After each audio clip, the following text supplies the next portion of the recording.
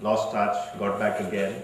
Laxmi's 2 books, which came out in rapid succession, and believe me, even 1 book is difficult enough, 2 books in rapid succession is quite something, are 2 very diverse books, but they have a kind of interesting connect which we are going to explore today. Because the subject, the title is Gandhiji Values on a day like this when all of us outside our window are listening to patriotic songs. It's quite an interesting theme to explore. Shruti, somebody who I think is far more familiar to the audience here than both of us. Somebody who's closely involved with the media, communication, as well as done a lot of programs for young adults. So will provide a perspective on these very issues which is somewhat different. What I'm going to do is, we've got a lovely rap video which is 3 minutes long. I must confess, Laxmi, when you sent it to me, I hadn't seen it. So I'm presuming that it's quite new, or at least not very known. It's quite an interesting video by a singer called MC Yogi. How many of you have heard of MC Yogi? Okay, no one here. But it's quite an interesting video because he's used rap to talk about the theme of Be the Change. Now, Be the Change has, interestingly, very happily I would say, become quite a phrase in the last few years.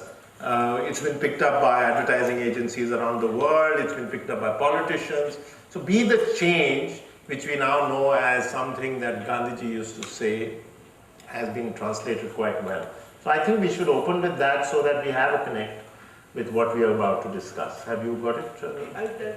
Yeah, please, could you? Once upon a time, not long ago, there was a boy who would grow and become a great soul. He lived in India and his name was Gandhi. He believed in human rights and he fought for equality. He felt so strongly that he trained himself, cause he realized first he'd have to change himself. He changed his clothes and decided to walk. Some days he practiced silence and refused to talk.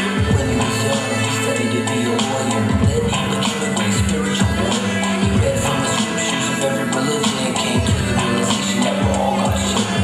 Because he understood that we're all equal, he became a spokesman for the people. A karma yogi devoted to service, to spread truth and peace was his purpose. Gotta be the change that you want to see in the world, just like Gandhi. Be the change that you want to see in the world, just like Gandhi. Just like Gandhi.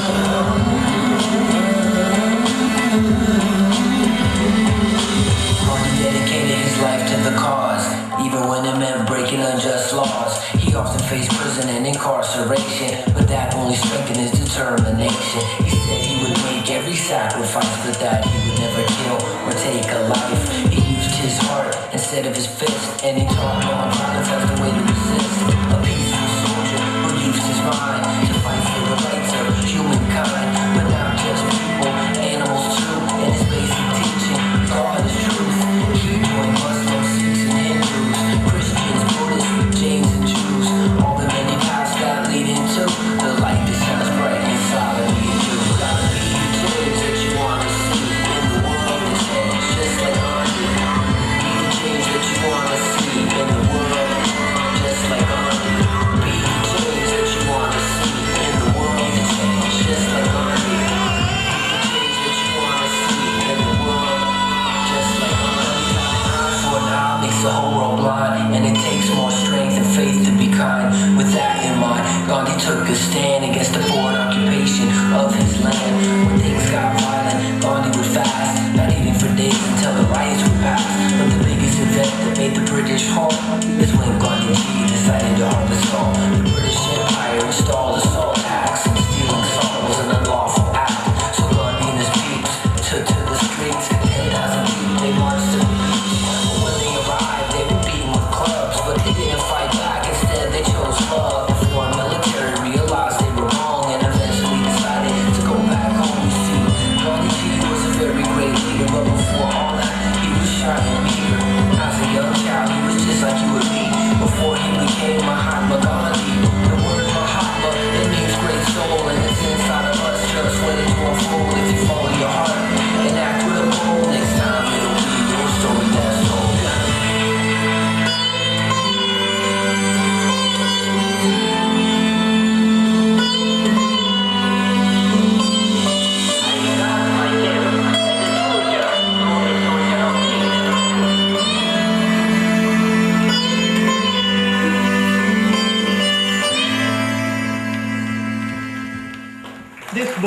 which came out some time ago, not very long ago.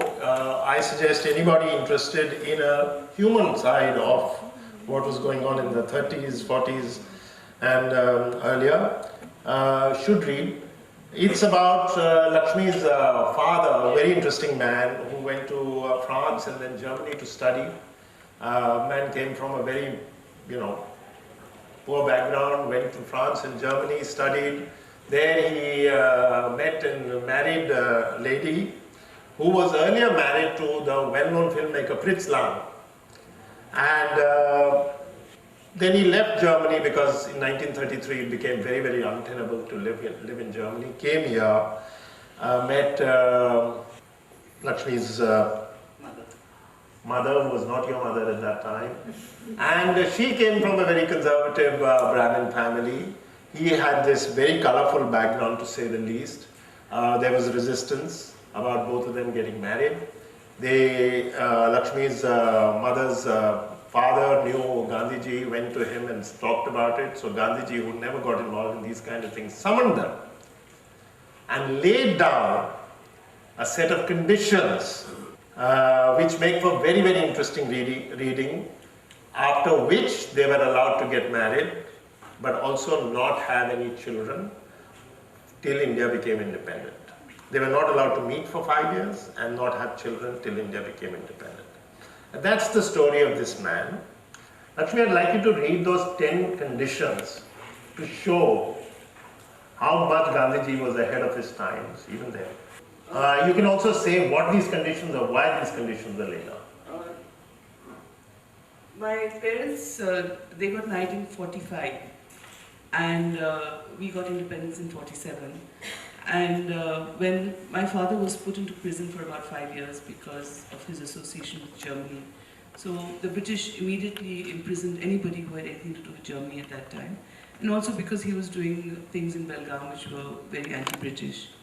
So when he was in prison, my grandfather asked Gandhiji to intercede and call my mother and put some sense in her head.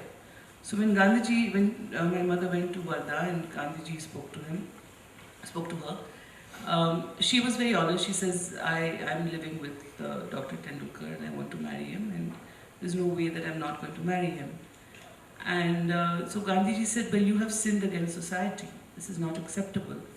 And this was not acceptable by her parents also because they're very strict Saraswat Brahmins. So he said, you have to atone for your sins, so you have to separate for 5 years. Now my father was in prison during those 5 years. Finally, when she came out of prison and they went to Gandhiji and they said, now marry us. Gandhiji said, but I just made an announcement in the paper that I will only officiate when somebody is marrying a Harijan. But my mother was able to produce some documentation which she showed everybody, and Gandhi said, yes, I have promised this, I cannot break my word, so I will get them married. So during the marriage ceremony, before the marriage ceremony, they had to answer 10 questions, and I would like to read these 10 questions out to you. Very unusual when you're married to people who are in love and want to get married. The first question is, are you in full possession of your faculties when you mean to unite? Second question, have you performed the 7 yagnas? Some of these are Go Puja and Jal Puja. Number 3, do you believe that marriage is not meant for mere gratification of pleasure? Number 4, do you enter on married life with Dharma Bhava, Tyaga Bhava and Seva Bhava? Number 5, do you therefore undertake not to obstruct each other in the mission of your service to the country, but to help each other in mind, word and deed? As long as India is not free, will you make an honest effort to see that you do not indulge in procreation? Number 7, do you believe or give sanction to interdining and intermarriage with the so-called untouchables? Number 8, which I think is very important, do you believe in the equality of man and women? Number 9, do you believe in living as friends without the sense of master and servant in your relationship? So in 1945, before they got married, Gandhiji was already talking about equality between man and woman. And the 10th thing is, do you agree that the 7 yagnas replace the Saptapadi? So, Laxmi, this, unusual on several levels, but most interestingly, that here was a man, I mean, by 1945, as you realize, he was at the peak of his kind of fame, powers, and influence, and accepted that he would marry somebody who did not come from the so-called untouchables, Dalits. Do you think that this kind of thing, really made a difference to your parents' lives in any way? Because these are fairly strong commitments to make. The equality between husband and wife, and not servant and master, and all that kind of thing. We are talking about an extremely conservative era. When it comes to equality between man and woman, my father had been in Europe for many years, about 19 years before he came. And he was actually very keen that my mother have some exposure. And she was already educated, she was a postgraduate. But actually, the moment they got married in 45, he sent her to America to study for 2 years. He said, I have lived in Europe for so many years, and I would like you also to understand the kind of westernization that I have been through. She was very unhappy. She didn't like it at all. She says, no, I won't. She was there alone. She was there alone. So she went to Michigan, Ann Arbor, and she studied for 2 years. And in fact, when she was returning back to India, she was at San Francisco, and she heard that Gandhiji had been shot. So, it was Gandhiji's life and their lives that ran in parallel with each other. And it was much later that they had a child. But there were a lot of things that my father was very keen to encourage women and to encourage her to go ahead of those times. And I don't know about Seva Bhava and Tyaga Bhava. He was, in a way, a visionary. He set up industry in a place called Bagalkot in North Karnataka. So that was his seva, and that was his dharma, to give industry to India, because that's what he believed in when he was in Germany. And that's why he equipped himself to undertake projects and to make projects in aluminium, steel. Because he says once India gets independence, that's what they will require. I'm going to ask you a rather personal question. While growing up, did you feel any of those value systems gained at that time? Your father's westernization, your mother's education abroad, Gandhiji's ideas, which they must have somewhere internalized. Did you feel all this reflecting on the way you were brought up? The biggest thing I felt and I realized is one thing that Gandhiji said, and we were growing up in school, it was something that was put in front of our faces all the time, is that God is truth, and be true, and be honest. And whatever my parents did or whatever they said, this absolute stark honesty is something that I came across all the time. And that, I think, is we are not honest anymore, we don't tell the truth anymore. And if, I think, growing up with my parents or growing up with this background, I think just being honest and, just saying it as it is, was a very important principle. Shruti, I'm going to just bring Shruti into it. Shruti, moving video, very nice. We were discussing outside also, quite strong, some of the sentiments that are explained here, etc. And she just said that her childhood, this was the value system in her, this, etc. How would you kind of relate to it? Because for you, and for a lot of us, Gandhiji is just a book, a figure in a book and a movie that you've read and heard about and all that. And only a certain kind of idea of Gandhiji comes to us. How would you, as say, if you don't mind me saying, so reflective of today's attitudes, etc., relate to this?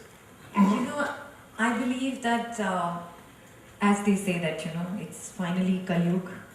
I think the youth, my peers, maybe people who are much younger, who are slightly now, just budding into the adults that they're going to become for the rest of their lives, I think in this time need the maximum kind of guidance that a person like Gandhiji has sort of given to this nation. And not just this nation, I feel, his principles are followed and spoken of all across the world.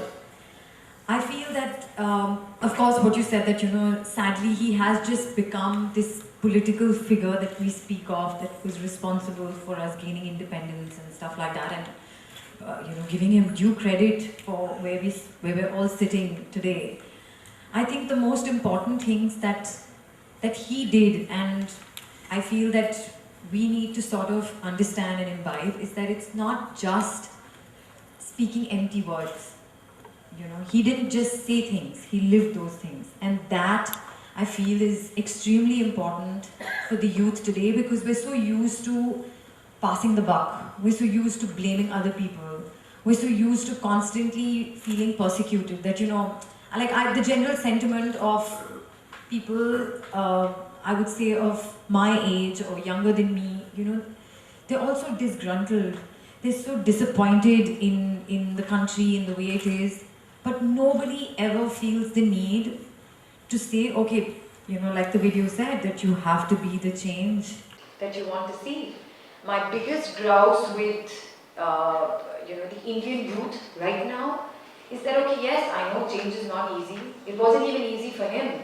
He was fighting 200 years. It's a long drawn out battle, but he emerged as triumphant. He gained independence for the country, and there was no reason for him to do that for other people. But he did. He not only did it for himself, but he did it for an entire nation. I'm saying, okay, that's the larger picture, and yes, being a Mahatma is not a title you gain very easily, and there haven't been many such men after him. But I feel, in your own small way, what can you do that will bring about the change that you desire? I think the number one thing that I feel each and every Indian citizen should do is vote. It's the one thing we constantly crave and complain about, but nobody will get up and take that initiative. Nobody does it. Well, today is Republic Day when we became a republic. Yes. So it's a good message. But be the change. It's a nice point. Again, going back to that. There are certain things in this, which you were telling us, which I've read, where the be the change is rather seriously taken. It's not a question of these 10 commandments. It's a question of saying, okay, go out and do this, because you should believe in it, I believe in it, I command you to go and do this. And those 7 things that you were telling us, those are other ones, just before, those are all about be the change, isn't it? I mean, something that we can practice in our lives without too much exertion. Going back to the wedding of my parents, it was the first time that Gandhiji replaced the concept of Saptapadi, which is the 7 religious steps that you take in a marriage around the fire, to Saptayagna, which was the 7 sacrifices. And the 7 sacrifices that had to be done was very simplistic actually. If I just read what Gandhi had written to my mother, and he says, for your preparations for tomorrow, both should fast till the marriage is performed, foods may be taken. You will both read chapter 12 of the Gita and contemplate its meaning. Each will clean up separate plots of ground with reason. Each will tend cows in the goshala. Each will clean up the well side. Each will clean a closet. Each will pray daily and do all these with the intention so far to carry out these yatnas daily. So I think what Gandhiji was advocating was service and seva bhava. This was in the Sevagram. Yes, in Sevagram ashram. And after they got married, of course, the only sweet that was distributed was peanuts and jaggery. But be the change, I think, was mainly being simple and going down closest to the ground as possible, which I think we have to get back to some extent. Yeah, but the thought that came to me also these are not impossible things to do. And tell me, the connect between these 2 books is an interesting one, because you were saying magic mantra, so you're basically suggesting be the change also, in a manner of speaking. How did this come about? Magic I think you should show it. I think should we launch it? In a minute. Okay.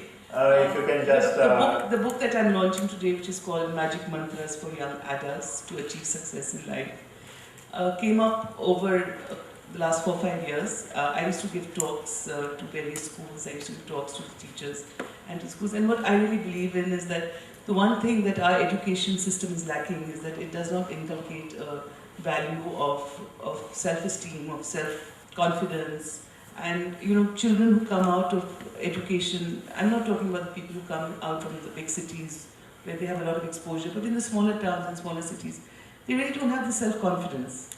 And they think very low because our system, because it's all by rote, our education system is by rote. If you don't get those marks, you have a low self-esteem also, So what is it that empowers you?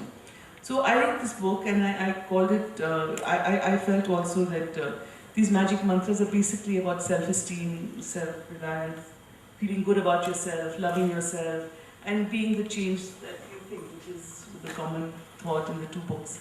It just so happened that it came out so soon. Because when you give a book to a publisher, you're no longer in control of when the publisher brings it out. So that's every author has that. So although you say I'm prolific and I feel very good about it, actually these were written. So years ago. tell us, before we launch this, tell us some of the mantras that, and this is aimed at young adults, if I'm not mistaken. Yes. Yeah, so tell us some of the mantras. Well, the biggest mantra that it is to feel good about yourself and to dream big and to be able, to very consciously and carefully measure the steps how you will achieve what you set out to achieve and to get it. And it's the mantras are simple things like make your plan your may have a dream, but make your goals, plan your goals, and work towards it. And feel good about yourself. That's the most important mantra. You've read this book, Shruti, but keeping the book aside for half a minute, what have you been your mantras? And after reading the book, what do you think that is common? What do you think and you picked up from here? I noticed, by the way, Laxmi, after I read this for today's purpose, I'm not a young adult. I'm not even sure I'm an old adult anymore. Many of these nostrums, many of these ideas are things that could appeal to a slightly wider audience also. But what have been your own?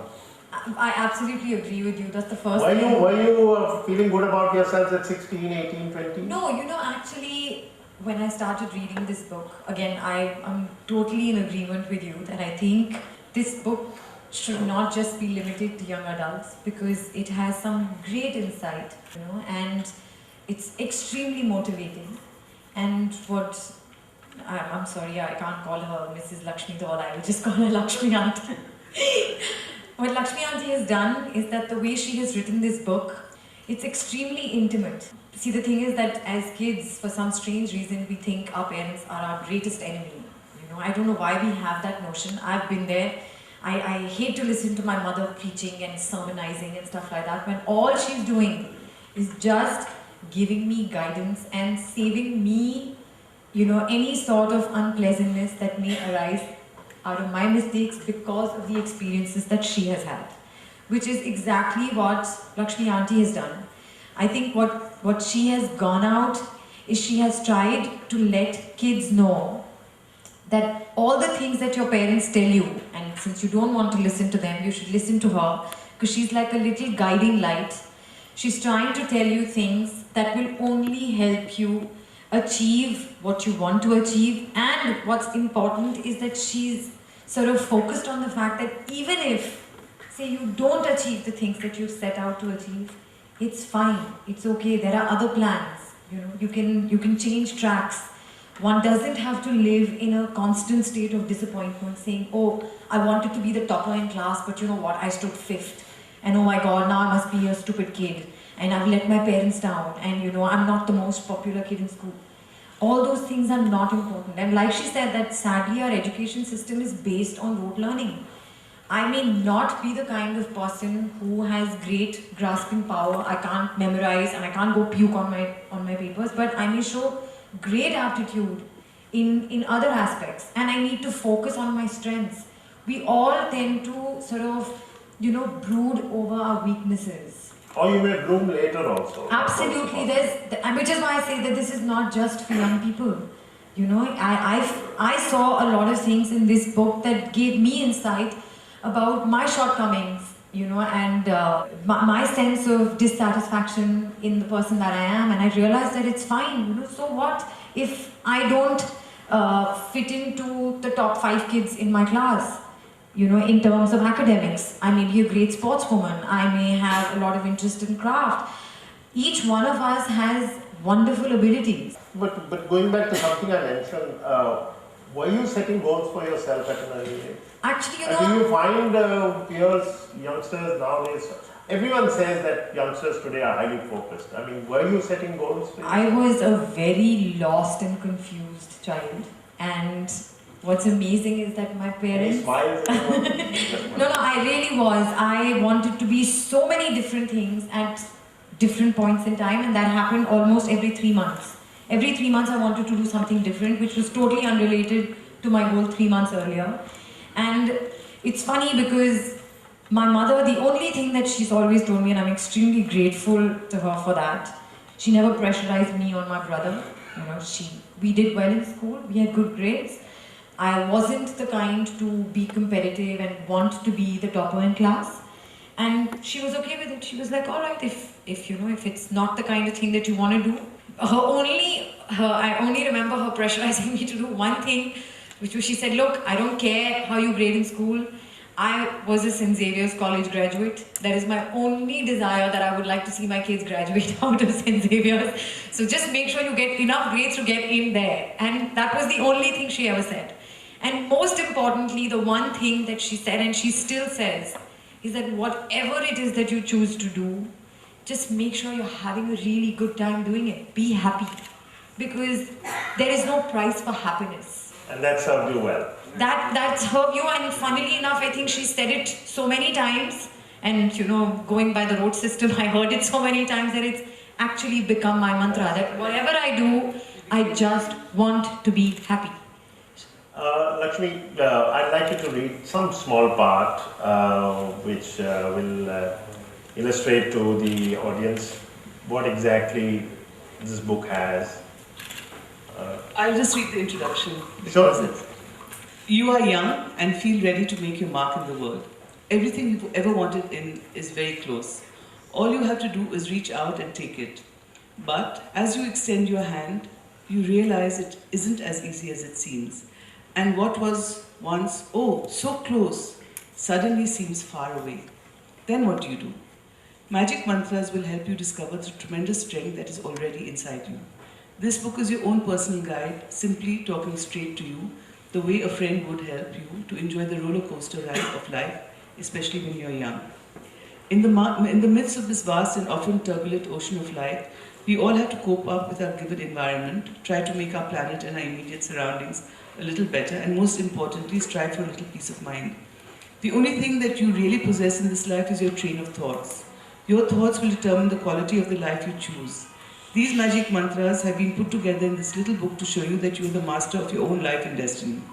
Choose the mantras you need for this particular stage of life you're at, read the chapter, and see how the suggestions can benefit. I suggest you read out the titles of the chapters, if you don't mind, because I think that will give some indication of where... The first magic mantra is to believe in yourself. The second magic mantra is, I am not limited by other people's perceptions of me. The third magic mantra is, I am a product of the choices that I have made, and happiness reigns within me.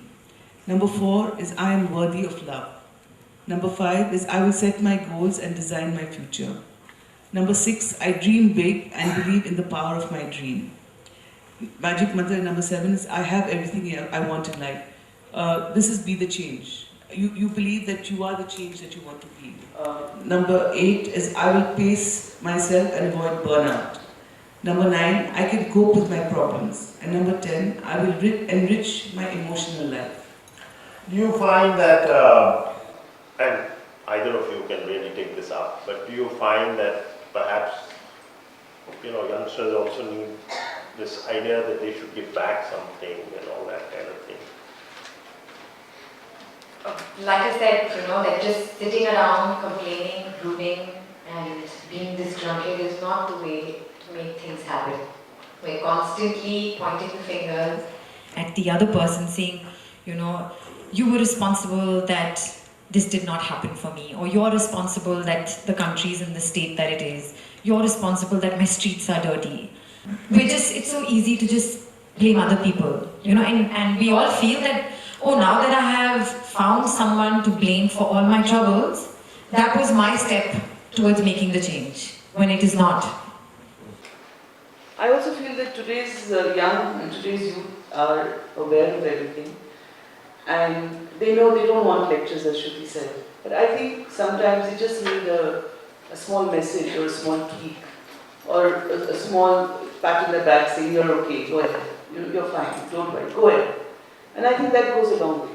So, you feel that there are ways to deal with your, say, the so low self-esteem that you may have, and you have to look inwards and... I think even a smile from somebody you love or somebody you care for, somebody who thinks well about you, can trigger it off. I'm just going to ask one question. I'm going to throw this open, but I'm just going to actually go back to that book. Have you received any kind of really intriguing or interesting feedback about this unusual book that you wrote? See, firstly, let me complete. It's not very easy to write about your own family.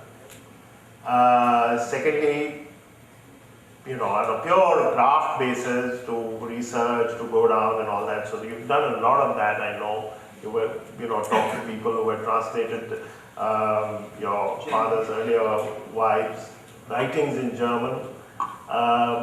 Going back and talking to people, some issues must have cropped up. So that was but have you received any kind of interesting feedback? I've received a lot of feedback on this book, but what we haven't discussed about and what the book is all about is the diversity of my father's life when he was in Germany. Why don't you quickly tell us a little bit? Well, it was a very interesting thing, and the whole thing started with Gandhi, because my father went to Sabarmati Ashram at that time. Gandhi was at Sabarmati Ashram because he was very young and he couldn't do his 10th standard exam in Bengal, so he went to Sabarmati exam. He stood first amongst 800 students. He already knew Sanskrit because being a good Brahmin boy and having lost his parents, that's how he earned money by reciting Sanskrit prayers in temples. And he gave a speech on Gandhiji's life, on Gandhiji's birthday, and in Sanskrit, completely in Sanskrit. And that was the time when Motilal Nehru and Topiwala and other freedom fighters realized that this guy is very bright. And they decided to send him to England to do his ICS.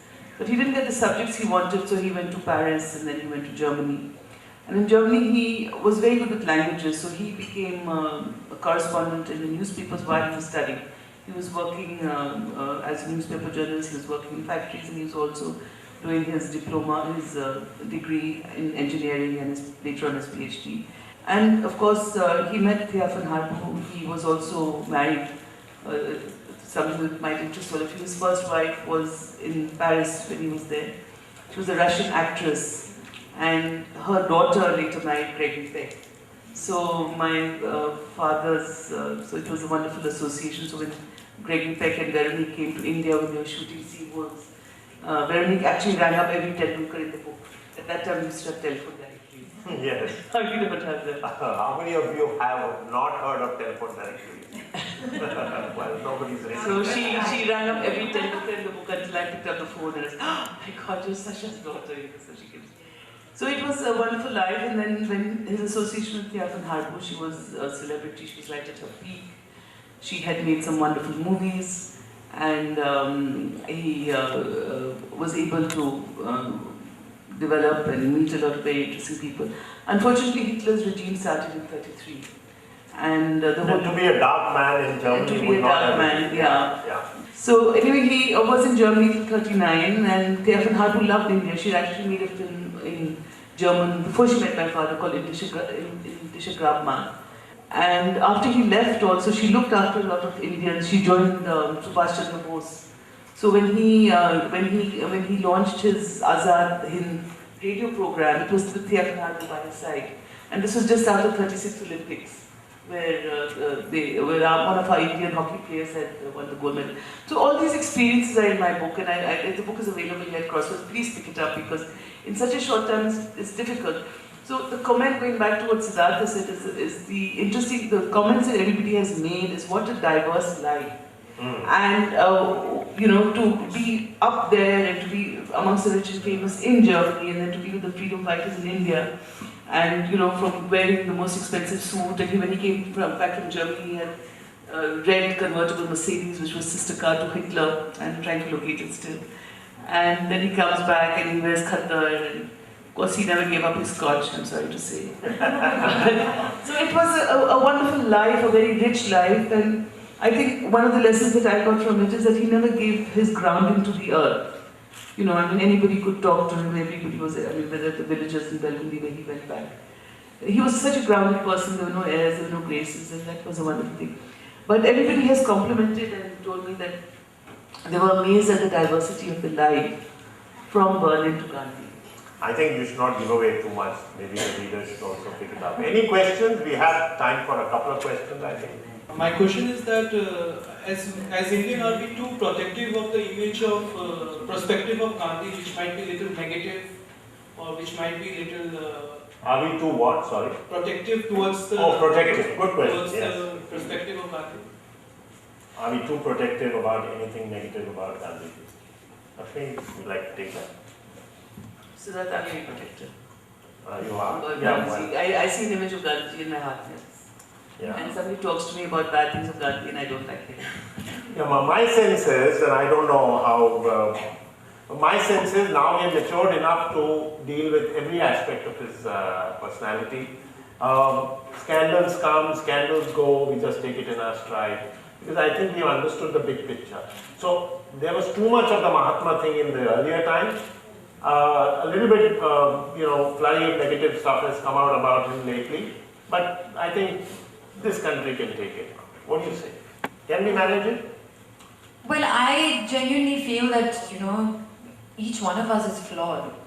So what? I don't know one person who can stand up and say, I'm perfect, I've done not one bad thing, I haven't had one negative thought. But the point is, what is the sum total of your life? That's what matters. And I doubt anyone has been able to have that kind of, like she said, it's amazing that her dad has had such a diverse life. For me, I feel the greatest thing about a human being is to be able to live for someone else. And if you can do that, then whatever minor, flaws one may have, they can very easily be overshadowed. So I feel, and knowing the kind of man he was, I think he would take the brickbats with the same amount of grace that he took the praise. Ma'am, Mr. Bhatia said earlier in the discussion that Gandhiji would generally maintain a distance from subjects like other people's private lives. Why do you think he made an exception in the case of your parents? I think it was, he knew my grandfather very well. He was very close to Kaka Sahib Khalidkar, who was also from Belgundi village. And I think when he was, I think also he felt that by putting conditions and by having his say in this marriage, it would send the message down. I mean, this whole concept of asking married couples to maintain celibacy was quite rampant. He had done it for Vinoba Bhave, he had done it for Acharya Kriplani, he had done it in other instances. But I think whatever Gandhiji did, he also made it into a statement. And unfortunately, because he had to go back on his word, and by the time my parents got married, there was a lot of criticism on Gandhiji to maintain this. And that's why actually the newspaper cuttings in the book is when he gave my father's letters that my father had written to Gandhiji, saying that we will not accept the condition of not having children, but we will honor your condition of waiting for independence. Gandhiji gave the newspapers these letters, and that's why they were printed in the press. So I really don't know. I think it was an instance where it was an interesting situation, and I really don't know. How can I say? So this is the book Magic Mantras. Quite an interesting read. Very well priced, I must say. Something that's on every writer's mind. So do have a look at the bookshop here, and maybe you'd like to pick up both these books. Thank you very much.